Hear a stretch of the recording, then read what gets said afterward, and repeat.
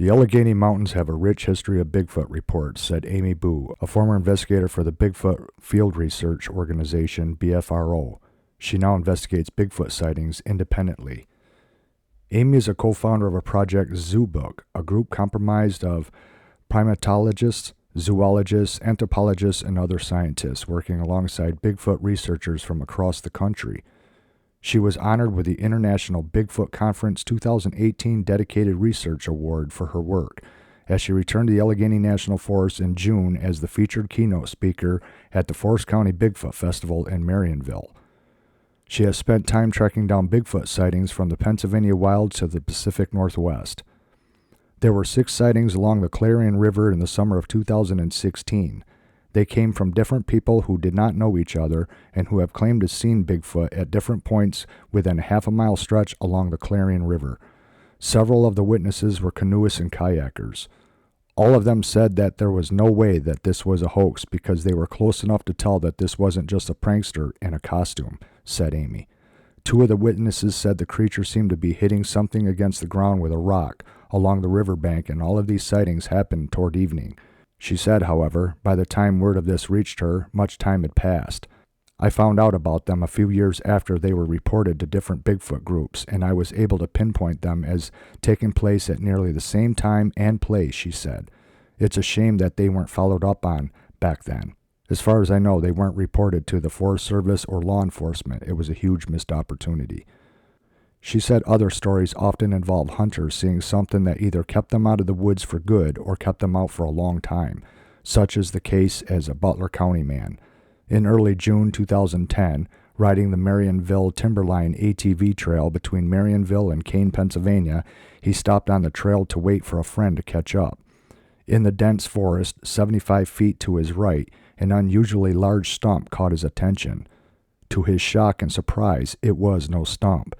It turned out to be a large creature crouching in the woods. Suddenly, it stood up, staring straight at him. He guessed it to be 7.5 feet tall with broad shoulders. Freakishly broad. It was shiny black from head to toe. As he tried to get a better look at the face, the creature began to leave.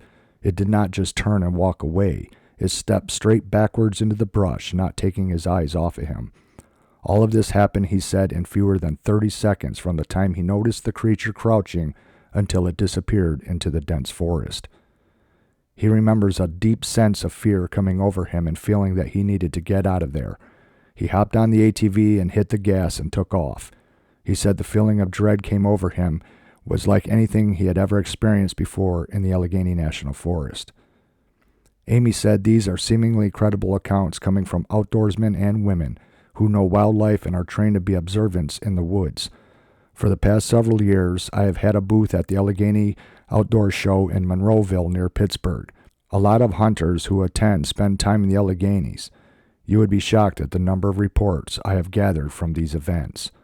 Amy says she always gets questions like, why hasn't any body been found? Bigfoot skeletons, bones, or carcasses.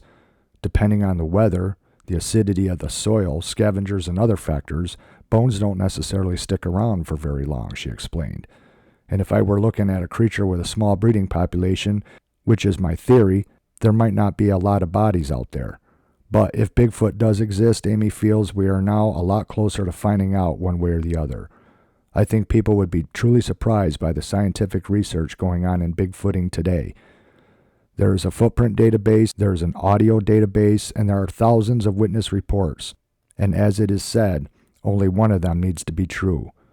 People a lot smarter than I am are legitimately looking into the possibility that there are real creatures, and I think that's exciting. Even so, Amy says, being a skeptic is still okay.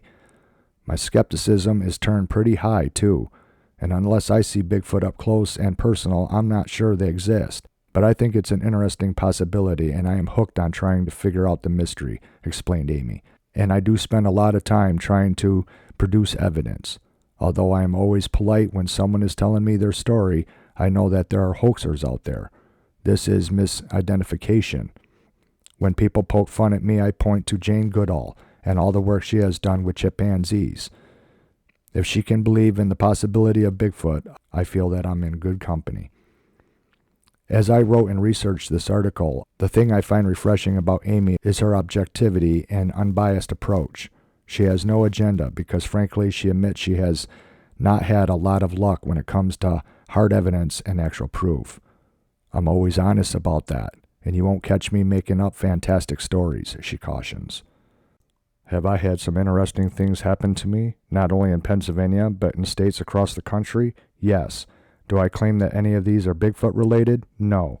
We just don't have that body that it's going to take to prove scientifically that these creatures exist.